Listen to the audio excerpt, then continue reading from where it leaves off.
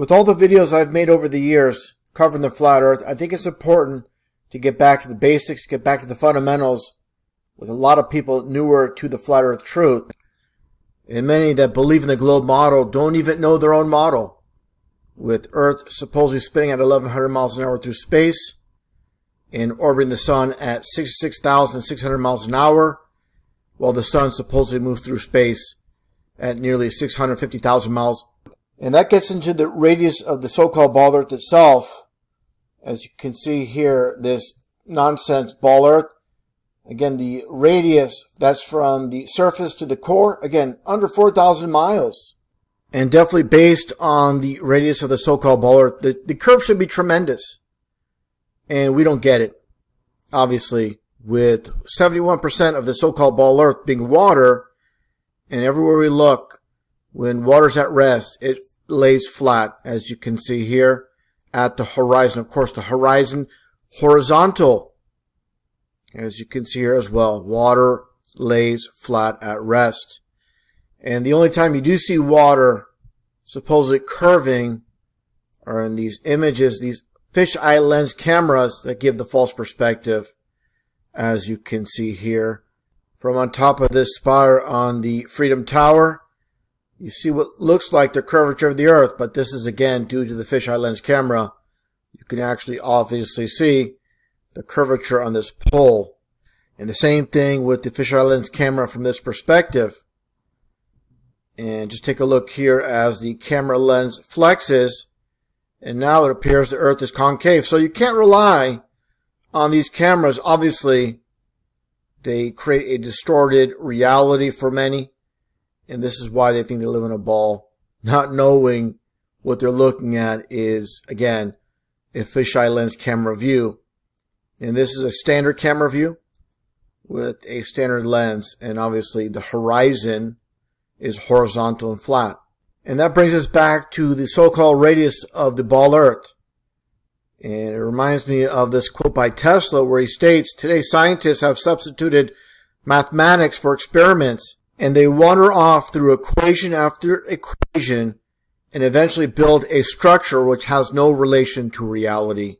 And definitely this is a foundational issue with society, taking math equations as reality when they don't consider what's written in a school textbook.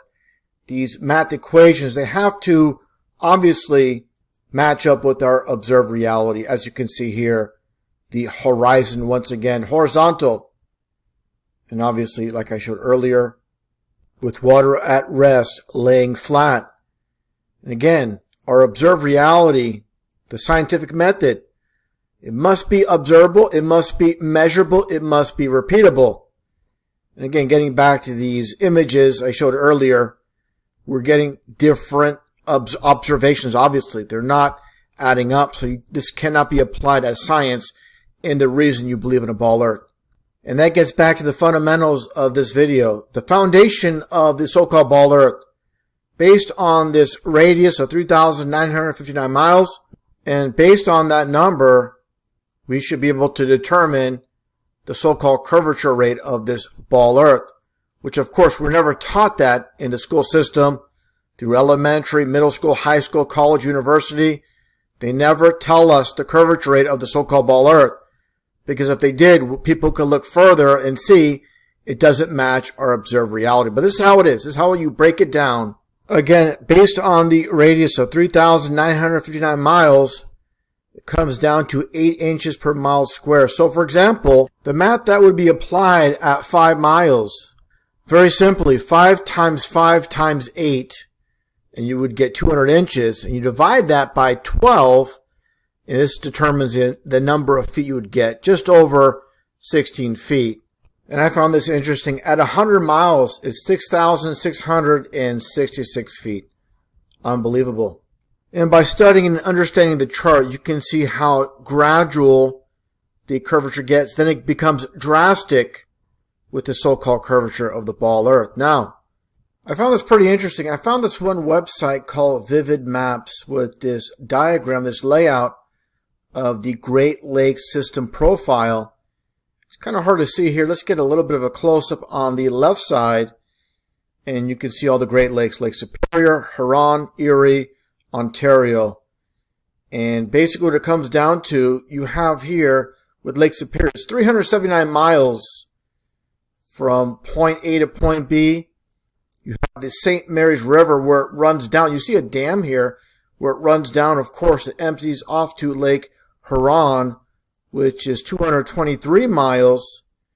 Then you have St. Clair River, which obviously drains down a bit to Lake Erie. Then you have the Niagara River, then the Niagara Falls itself.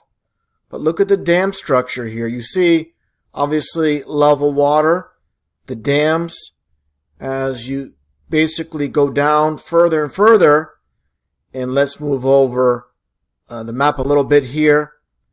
And you can see, again, going further down from all the dams, then all the water obviously makes its way down to the Gulf of St. Lawrence and eventually into the Atlantic Ocean. But again, this is all about supposedly living on a ball. What's up with all this flat water everywhere and these dams to hold everything flat?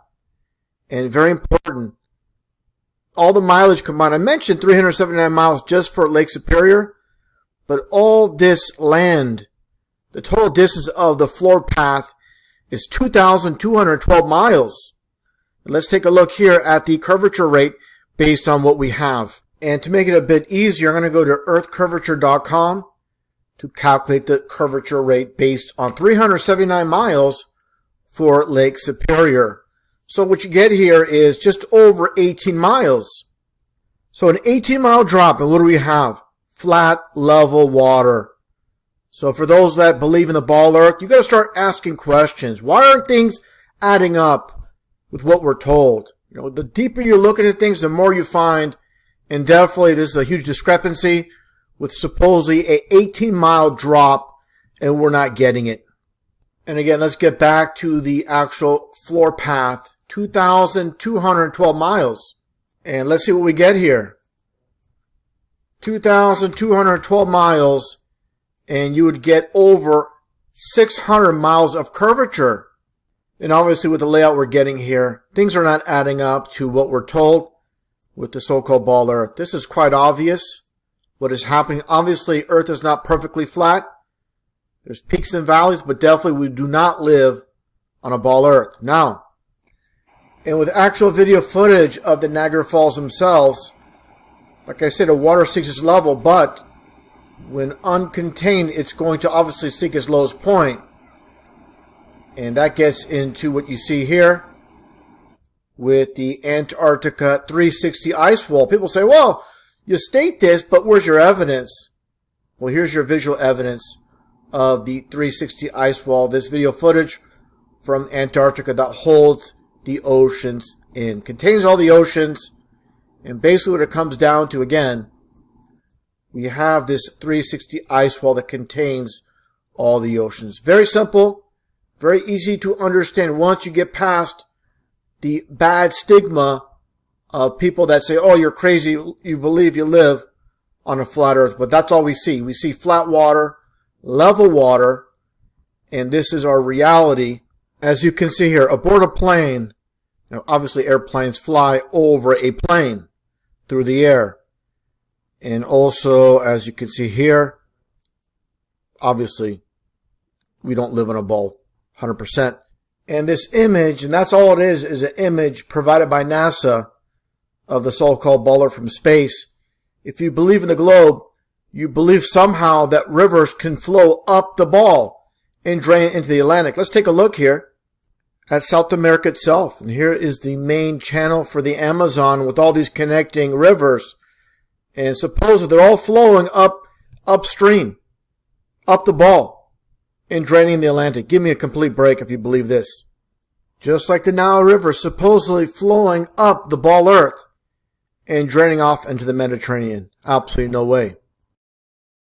Now let's take a look at Lake Pontchartrain in Louisiana. This is the longest bridge in the world that runs continuously over water. There's longer bridges, but this is the longest one in the U.S. and again, the longest one in the world that runs continuously over water. At 24 miles, and at 24 miles, let's take a look here at the supposed ball Earth curvature rate based on 24 miles.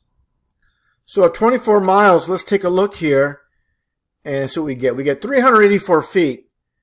And let's take a look again at Lake Pontchartrain.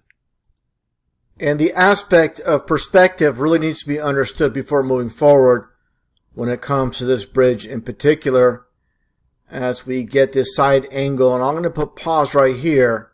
And as you can see, the concrete pilings as you move your way along the bridge. And obviously, when you get towards the end, it appears it's actually in the water. And this is, again, about perspective. Just as you see here, the telephone poles are the same height, but due to perspective, the nearest one looks the tallest, and the one in the distance obviously looks shorter, and obviously there's something called the vanishing point. Just like you see here, it's just a depiction, but these are real, of course, utility lines, utility poles, and obviously the one closest looks the tallest, the one in the distance looks like it's going down. It's not due to curvature, it's just due to how the human eye works, again, perspective. Just like the sun, how it works in the sky. It doesn't sink per se, it's just due to perspective and how the human eye works. It remains a constant height, and as it circles above the flat Earth, due to perspective, it only appears to go down, when in actuality the sun never